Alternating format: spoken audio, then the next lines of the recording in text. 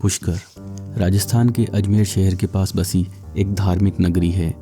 वैसे तो राजस्थान ज़्यादातर राजा महाराजाओं के महलों और किले की भूमि के रूप में प्रसिद्ध है, लेकिन यात्रियों के लिए यहाँ एक ऐसा स्थान भी है जहाँ बहुत से धार्मिक स्थल मौजूद हैं। ऐसा माना जाता है कि पुष्कर को स्वयं सृष्टि के देवता ब्रह्मा द्वारा निर्मित किया गया था। ऐसे में इस स्थान का धार्मिक महत्व तो और बढ़ जाता है। खूबसूरत वास्तुकला और धार्मिक एकांत की तलाश में अगर आप पुष्कर आ रहे हैं तो यकीनन पुष्कर के मंदिरों में वो शांति आप अनुभव करेंगे। आपको यहाँ 2000 साल पुराने और 20वीं शताब्दी के खूबसूरत मंदिर भी देखने को मिल जाएंगे। इस वीडियो में हम ये जानेंगे कि यहाँ कैसे पहुँचा जा सकता है, किस मौसम में आना बेस्ट रहेगा और कहाँ रुक सकते हैं, और 2 दिनों के टूर में आप कहाँ कहाँ घूमने जा सकते हैं। तो वीडियो स्टार्ट करने से पहले आपसे रिक्वेस्ट है, अगर जानकारी अच्छी लगे तो चैनल को सब्सक्राइब और लाइक ज़रूर कर दें। तो चलिए शुरू करते हैं अपनी यात्रा बेहद खूबसूरत शहर पुष्कर से।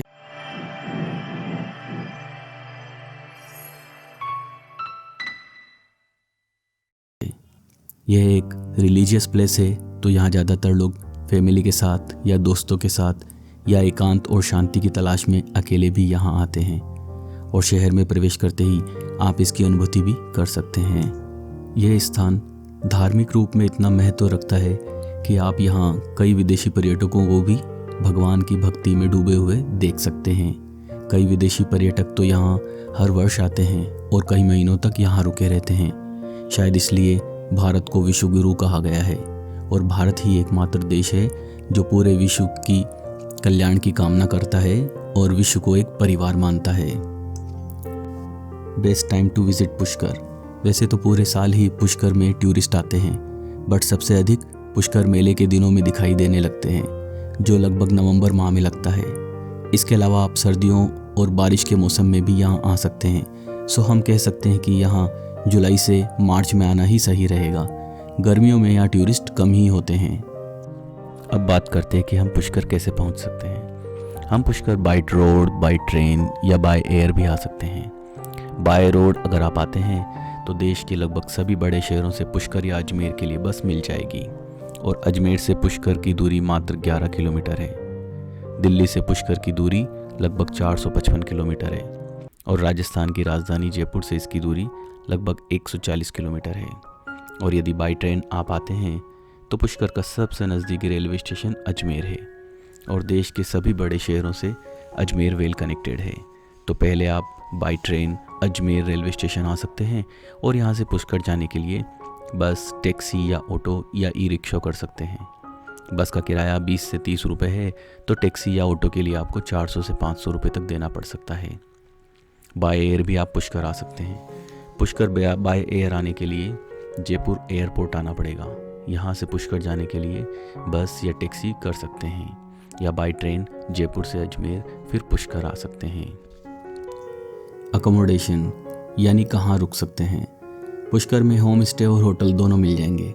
वैसे तो यहाँ 500 से 800 रुपये में भी रूम अवेलेबल होंगे, लेकिन एक अच्छे होटल के लिए आपको 1500 से 3000 तक पर डे खर्च करने पड़ेंगे। इसके अलावा अगर आप नेचर लवर है तो आप यहाँ रिजॉर्ट या स्विस टेंट में भी रुक सकते हैं, जिसका एक अलग अनुभव होगा। विजिटिंग प्लेसेस यानी कहाँ घूमने जा सकते हैं। मैं अपने एक्सपीरियंस से बताना चाहूँगा, क्योंकि मैं यहाँ जब घूमने गया तो मैं कहाँ कहाँ गया। पुष्कर में अधिकांश प्रमुख मंदिर पुष्कर झील के आसपास ही हैं, तो आप पैदल भी आसपास के स्थान घूम सकते हैं। वैसे तो यहाँ घूमने के लिए स्कूटी या बाइक रेंट पर ले सकते हैं। इसके लिए आपको 400 से 500 रुपये पर डे तक देना पड़ सकता है। अब बात करते हैं कि हम कहाँ कहाँ जा सकते हैं। Number 1, Brahma temple. पुष्कर में हम पहले दिन सवेरे ब्रह्मा टेम्पल के दर्शन के लिए गए। धर्म ग्रंथों के अनुसार ब्रह्मा जी पूरे विश्व के रचयिता हैं। पूरे भारत में उनका केवल एक ही मंदिर है जो पुष्कर में स्थापित है। ब्रह्मा जी का इकलौता मंदिर होने के कारण हर वर्ष यहाँ लाखों की संख्या में लोग दर्शन के लिए पहुँचते हैं। पुराणों के अनुसार इस मंदिर का निर्माण तकरीबन 2000 वर्ष पूर्व संपन्न हुआ था, लेकिन मंदिर की मौजूदा वास्तुकला के मुताबिक इस मंदिर का निर्माण 14वीं शताब्दी में हुआ माना जाता है।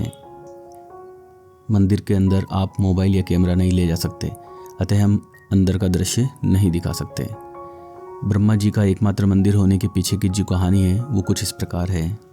पद्म पुराण के अनुसार एक बार धरती पर वज्रनाश नामक राक्षस ने उत्पात मचा रखा था। इसके अत्याचार इतने बढ़ गए थे कि ब्रह्मा जी को तंग आकर उसका वध करना पड़ा। जब वो उसका वध कर रहे थे तब ब्रह्मा जी के हाथों से 3 जगहों पर कमल पुष्प गिरा। जहाँ जहाँ 3 कमल गिरे वहाँ पर 3 झीलें बन गई। इसके बाद इस स्थान का नाम पुष्कर पड़ा। फिर संसार की भलाई के लिए ब्रह्मा जी ने यहीं पर यज्ञ करने का फैसला किया। यज्ञ करने के लिए ब्रह्मा जी ने पुष्कर को चुना, लेकिन यहाँ पर उनकी पत्नी सावित्री जी समय पर नहीं पहुँच पाई। इस यज्ञ को पूरा करने के लिए सावित्री का होना बहुत ज़रूरी था। ऐसे में जब सावित्री नहीं आई, उन्होंने एक कन्या गायत्री से विवाह कर लिया। इसके बाद यज्ञ शुरू कर दिया गया। इतने ही में देवी सावित्री भी वहाँ पहुँच गई। जब उन्होंने गायत्री जी को ब्रह्मा के बगल में बैठा देखा तो वे क्रोधित हो गई। सावित्री जी ने ब्रह्मा जी को श्राप दिया कि एक देवता आप जरूर हैं, लेकिन आपकी पूजा फिर कभी नहीं की जाएगी। यह सुनकर सभी लोग अचंभित रह गए। सभी ने विनती की कि वो इस शाप को वापस ले लें। जब उनको सारी बातें बताई गई तब उनका गुस्सा ठंडा हुआ। तो सावित्री ने कहा कि इस धरती पर सिर्फ पुष्कर में आपकी पूजा होगी। तभी से ब्रह्मा जी का एकमात्र मंदिर पुष्कर में ही है। नंबर 2, रंग जी का टेम्पल। ब्रह्मा मंदिर के बाद हम नज़दीक ही बने एक और मंदिर रंग जी के मंदिर पहुँचे। इस मंदिर को सन 1823 में सेठ पूरनमल गनेरीवाल ने बनवाया था। यह मंदिर भगवान विष्णु के अवतार रंग जी को समर्पित है। इस मंदिर को द्रविड़ स्थापत्य शैली में बनाया गया है, लेकिन कहीं कहीं राजपूत स्थापत्य कला की परछाई भी इसमें दिखाई देती है। इस मंदिर में आप कुछ समय बिता सकते हैं।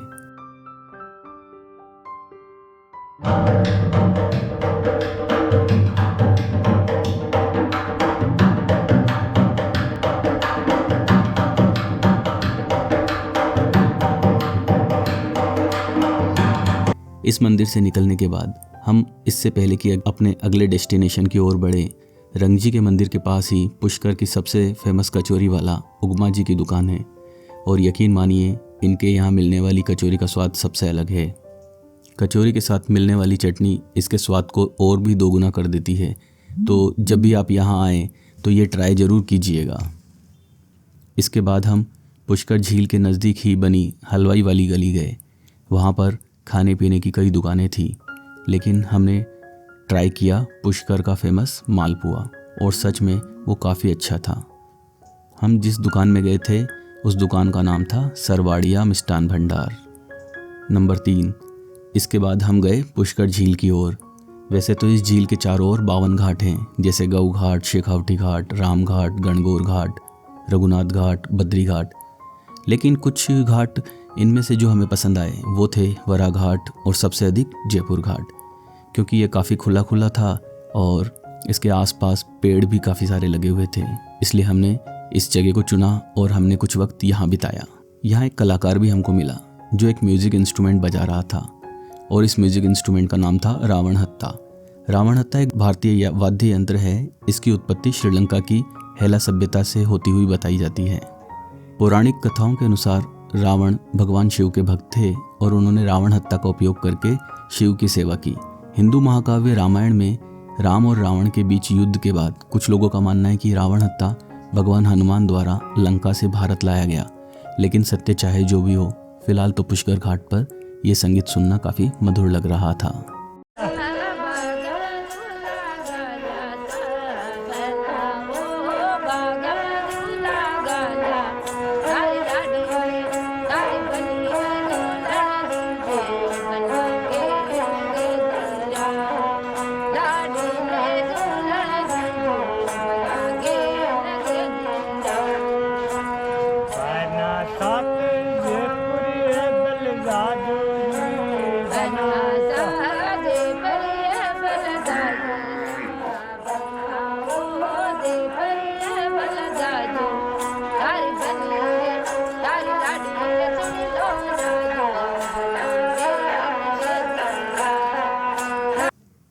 घाट से निकलकर हम शाम के समय बाज़ार घूमने निकल पड़े।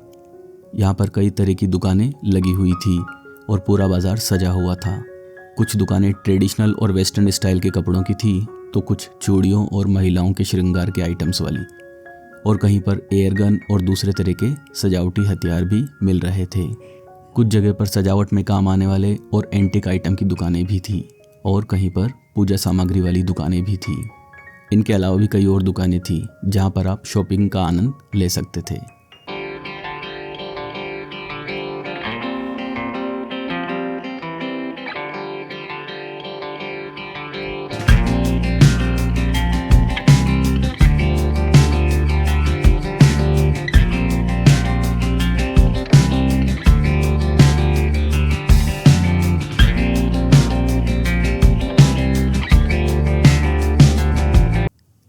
अगले दिन हम सुबह सुबह निकल पड़े सावित्री टेम्पल के लिए, जो एक पर्वत पर था। गाड़ी को पार्क करके जब हम आगे बढ़े तो कई दुकानें मिली जो फास्ट फूड और चाय की थी तथा मंदिर में ले जाने के लिए प्रसाद भी यहाँ से ले सकते थे। थोड़ा आगे जाने पर पता चला मंदिर तक जाने के 2 रास्ते थे, पहला सीढ़ियों के द्वारा और दूसरा रोपवे के द्वारा। रोपवे का आने जाने का चार्ज था 165 रुपये और 3 साल से छोटे बच्चे का कोई चार्ज नहीं था। इसके अलावा अगर आप सीढ़ियों से जाते हैं और वापस आते समय रोपवे से आते हैं तो उसका चार्ज है 100 रुपये। अब हम बैठने जा रहे थे रोपवे में। रोपवे में 3-3 के सेट में केबल कार थी और एक कार में 6 लोग बैठ सकते थे। रोपवे से आप आराम से 8-10 मिनट में मंदिर तक पहुंच जाएंगे और रास्ते में रोपवे से नेचर के नज़ारों का आनंद ले सकते हैं।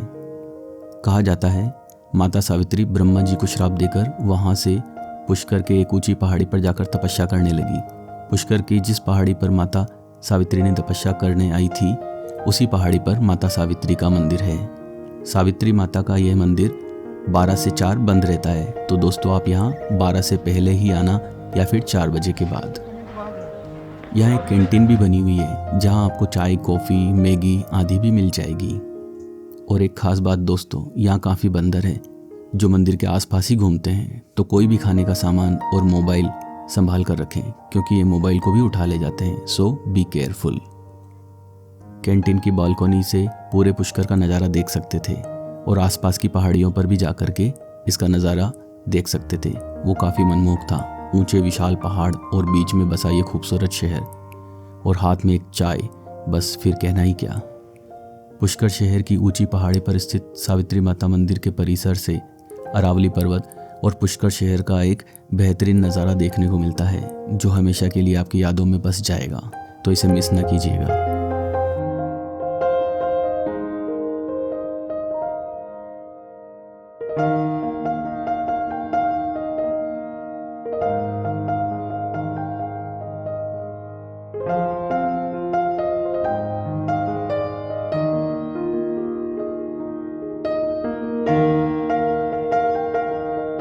आप यहाँ 1 से 2 घंटे आराम से बिता सकते हैं। इसके बाद हम वापस लौट आए अपने रोपवे से। Desert bike riding and camel riding. Savitri मंदिर से निकलकर हमने डिसाइड किया पुष्कर में होने वाली डेजर्ट एक्टिविटीज़ को एंजॉय करने का। यहाँ आप camel safari, desert bike riding, desert jeep riding, camel cart riding कर सकते हैं। वैसे तो इनका कोई चार्जेस फिक्स नहीं है, सभी अपने अपने हिसाब से लेते हैं। फिर भी मैंने जो चार्जेस दिए वो बता देता हूँ। मैंने अप्रोक्स 500 से 600 रुपये दिए, जिसमें मैंने कैमल राइडिंग और डेजर्ट बाइक राइडिंग की। सीज़न और पर्यटकों के अनुसार ये कम ज़्यादा कर देते हैं, तो आप बार्गेनिंग इनसे कर सकते हैं।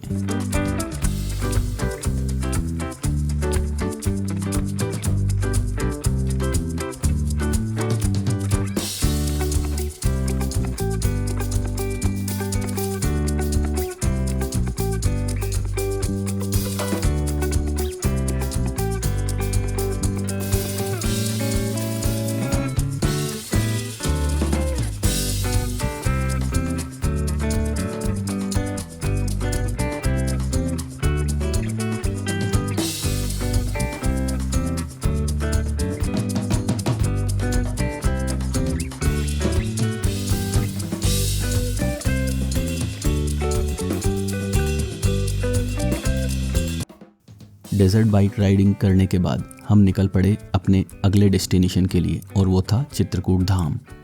यह पुष्कर से लगभग 1.5 से 2 किलोमीटर की दूरी पर था। वैसे तो यहाँ अधिक पर्यटक नहीं आते, पर आप एक एकांत और शांति वाली जगह चाहते हैं तो कुछ पल यहाँ बिता सकते हैं। इनके अलावा आप पुष्कर में गायत्री मंदिर, वरा मंदिर, पचकुंड, गुरुद्वारा साहिब भी विजिट कर सकते हैं। अब समय हो गया था दोस्तों फिर से घर लौटने का। तो ये थी दोस्तों पुष्कर की पूरी जानकारी। वीडियो अच्छी लगे तो चैनल को सब्सक्राइब और लाइक ज़रूर करें और कमेंट में लिखकर बताएं कि आपको वीडियो कैसी लगी। और आपसे एक वादा कि जल्दी ही लेकर आएंगे आपके लिए भारत की एक और नई डेस्टिनेशन और वहाँ के टूर की पूरी जानकारी। तब तक के लिए नमस्ते and take care. Tata bye bye.